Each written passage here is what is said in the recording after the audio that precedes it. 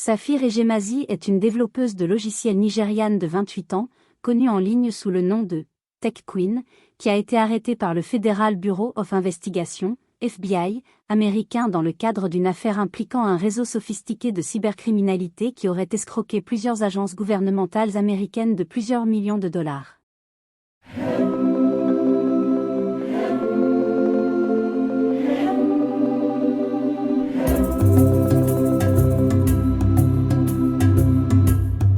Bienvenue sur Business 226, la chaîne qui fait la promotion des business et les success stories en Afrique.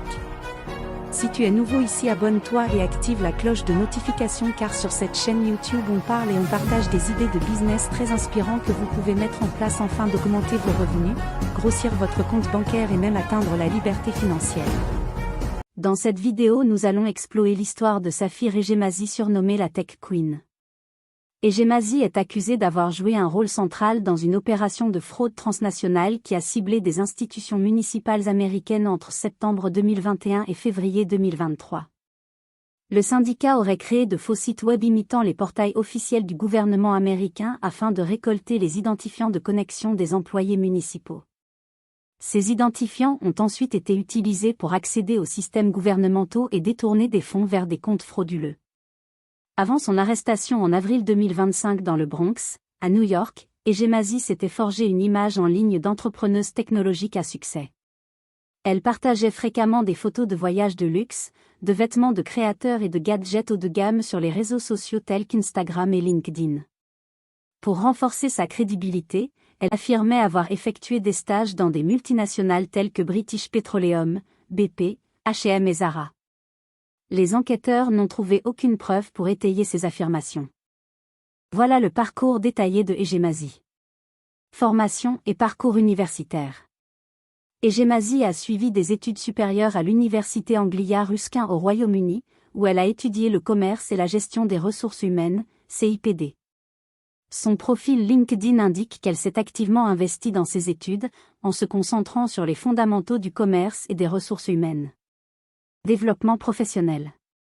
En plus de sa formation officielle, Ejemazi affirmait avoir acquis une expérience pratique grâce à des stages dans plusieurs multinationales, notamment British Petroleum, BP, H&M et Zara. Cependant, les enquêteurs n'ont trouvé aucune preuve à l'appui de ces affirmations, ce qui suggère qu'elles ont peut-être été inventées pour améliorer son image professionnelle. Carrière et personnalité en ligne. Vie professionnelle. Ejemazi se présentait comme une développeuse de logiciels et une passionnée de technologie.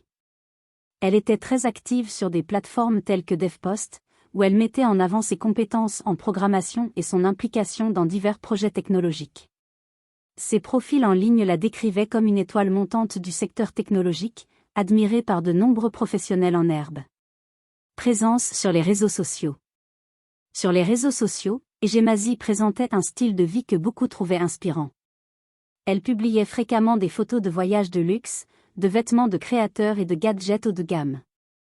Des destinations telles que la Grèce, le Portugal et la France figuraient en bonne place dans ses publications, contribuant à son image de personne prospère et fortunée.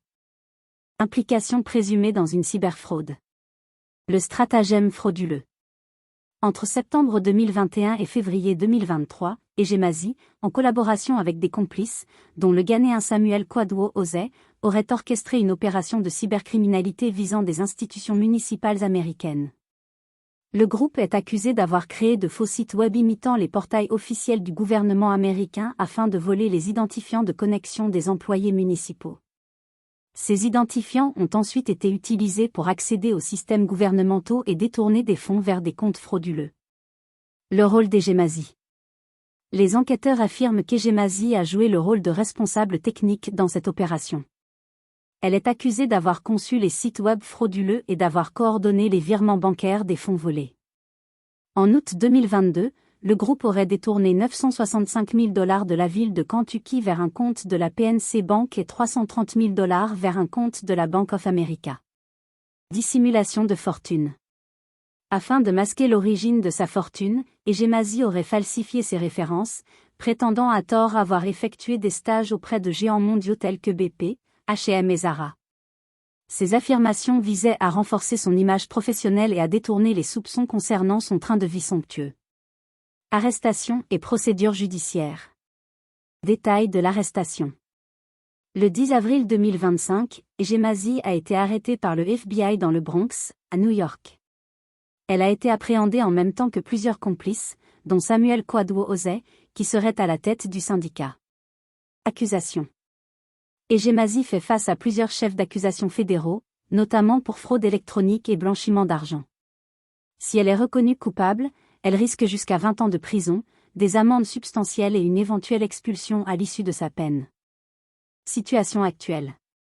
Ejemazi et ses co-accusés sont actuellement détenus par les autorités fédérales à Lexington, dans le Kentucky, en attendant leur procès. Les procureurs fédéraux ont indiqué que l'enquête se poursuivait et que d'autres inculpations étaient attendues, les autorités s'efforçant de démanteler le réseau plus large de cybercriminalité. Vie personnelle. Mode de vie avant l'arrestation. Avant son arrestation, les profils d'Ejemazi sur les réseaux sociaux dépeignaient une vie luxueuse et couronnée de succès. Elle partageait des images d'hébergements haut de gamme, d'expériences gastronomiques et de visites de sites touristiques exclusifs.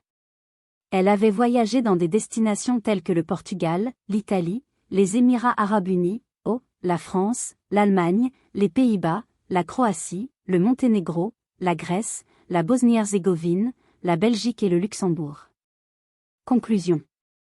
L'ascension de Safir Ejemazi, qui est passée du statut de passionnée de technologie célèbre à celui de suspecte dans une affaire de cybercriminalité très médiatisée, sert d'avertissement sur la complexité des personnalités en ligne et le potentiel de tromperie.